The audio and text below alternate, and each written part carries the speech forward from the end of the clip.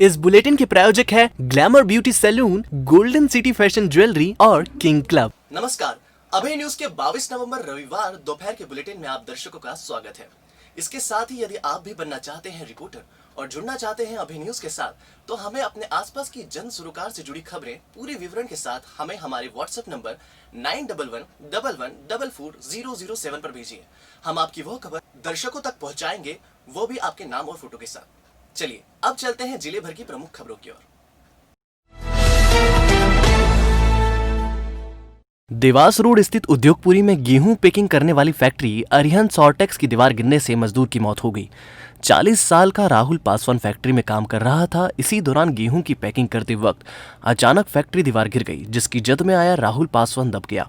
घटना के वक्त 11 मजदूर काम कर रहे थे, जिन्हें भी मामूली चोटें आई हैं।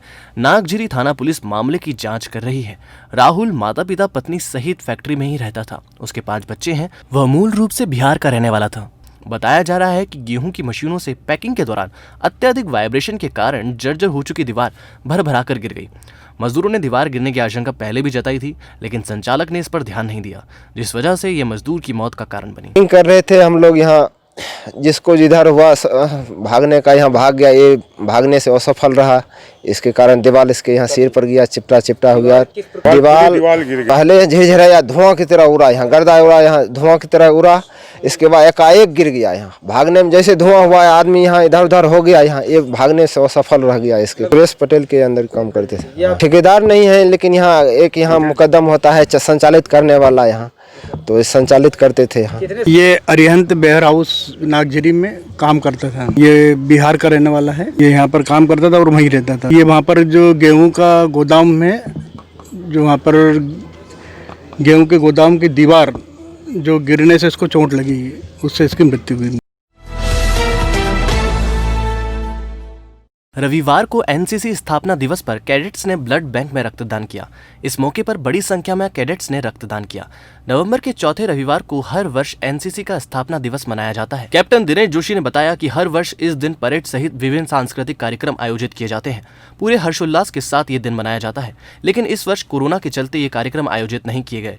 कोरोना की वजह से ब्लड बैंक में रक्त की कमी है। वर्तमान में आमजन कम रक्तदान कर रहे थे, जिसके चलते इस बार रक्तदान का निर्णय लिया गया है। नवंबर का आखिरी रविवार को एनसीसी दिवस बनाया जाता था।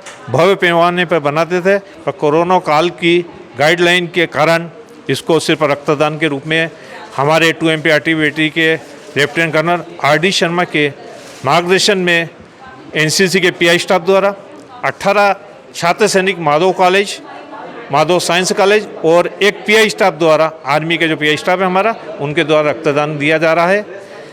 और छात्र सैनिकों की एक list Madhav arts and commerce college जो 2MP आर्टिलरी में है ऑफिस, वहाँ पे रखी जा रही है।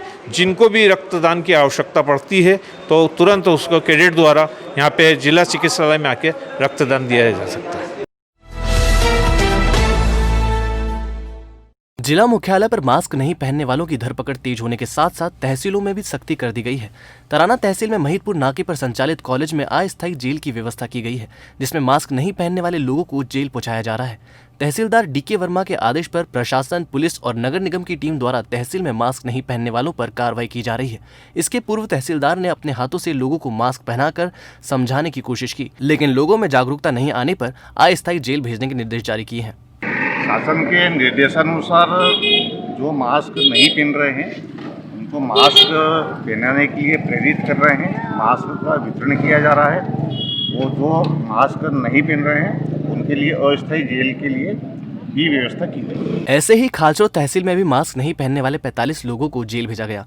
मास्क नहीं पहनने वाले लोगों पर जुर्माने की कार्रवाई भी की जा रही है। बावजूद आम जन में कोरोना से बचाव को लेकर मास्क पहनने के प्रति जागरूकता नहीं आ पा रही है।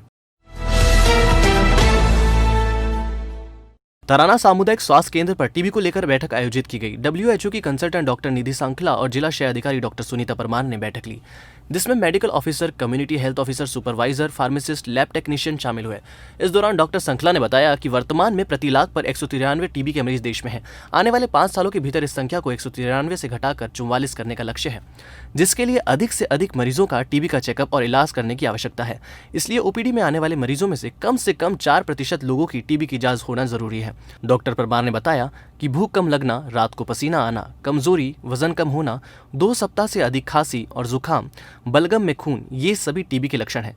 लेकिन आमजन इस पर ध्यान नहीं देते, टीबी की चपेट में आ जाते हैं।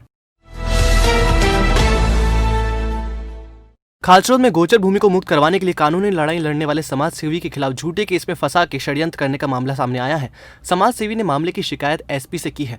नागदा रोड बस स्टैंड पर रहने वाले मनीष त्रिपाठी का आरोप है कि भूमाफिया द्वारा उन्हें झूठे केस में फंसाने का षड्यंत्र बनाया जा रहा है। SC/ST एक्ट में प्रकरण दर्ज करवाने के लिए भूमाफिया और पुलिस में साठगांठ चल रही है। देखिए, ये मामला करीब 2 साल से चल रहा है। गोचर भूमि का मामला है। ये कोई मेरी पर्सनल लड़ाई नहीं है। ये मध्य प्रदेश शासन की जो भूमि गोचर भूमि है उस पर भूमाफियाओं ने जो कब्जा जमा रखा था, उसमें हम लोगों ने 2 साल से हम लोग लड़ रहे हैं इस केस को लेकर। वर्तमान में मामला तहसील न्यायालय में विचाराधीन है और इसको लेकर कार्रवाई अभी लंबित है। इस मामले को लेकर मुझे और मेरे परिवार को कई बार धमकियाँ भी मिल चुकी हैं और मैं मानसिक प्रताड़ना भी मुझे दी जा रही है। मुझे मेरे विश्वस्त सूत्रों से जानकारी मिली है कि करीब 2 लाख रुपए खर्च करके ये मेरे ऊपर SC/ST एक्ट में मुकदमा दर्ज करवाना चाहते हैं। मेरा प्रशासन से अनुरोध है कि इस मामले का जल्द से जल्द खुलासा कर गोचर भूमि को अतिक्रमणकर्ताओं से मुक्त करवाया जाए और मेरे परिवार की सुरक्षा प्रदान की जाए। रविवार सुबह भाजपा के राष्ट्रीय उपाध्यक्ष प्रभात झा सर्किट हाउस पहुंचे। यहां पहुंचकर राष्ट्रीय उपाध्यक्ष ने भाजपा के पदाधिकारी और कार्यकर्ताओं से मुलाकात की। इस दौरान मीडिया से चर्चा में प्रभात झा ने कांग्रेस को समस्या बताया। प्रभात झा ने कहा कि खत्म हो रही कांग्रेस का अब सदैव समस्या से सरोकार रहेगा। उसे जनता के समाधान से कोई मतलब नहीं है। वह सिर्फ और सिर्फ फौरी राजनीति से मतलब रखती है, इसलिए किसी को भी कांग्रेस की चिंता करने की जरूरत नहीं है। प्रभात झा नागदा में आयोजित होने वाले विशाल कार्यकर्ता सम्मेलन में शामिल होने के लिए आए थे। इस दौरान उन्होंने कार्यकर्ताओं से मुलाकात की। कांग्रेस हर चीज पर राजनीति करती है, जनता की सुरक्षा को छोड़कर, जनता के विकास को छोड़कर, प्रदेश के विकास को छोड़कर। इसलिए खत्म हो रही कांग्रेस की चिंता कभी मत करिए। कांग्रेस अब सदैव सवाल रहेगी, समस्या रहेगी, समाधान से उसका कोई संबंध नहीं है। ठीक है। तो आपने देखी जिले भर की प्रमुख खबरें। आपको हमारा बुलेटिन कैसा लगा, इसका फीडबैक कमेंट सेक्शन में देना ना भूलिएगा। कल फिर मिलेंगे नए बुलेटिन के साथ। नमस्कार।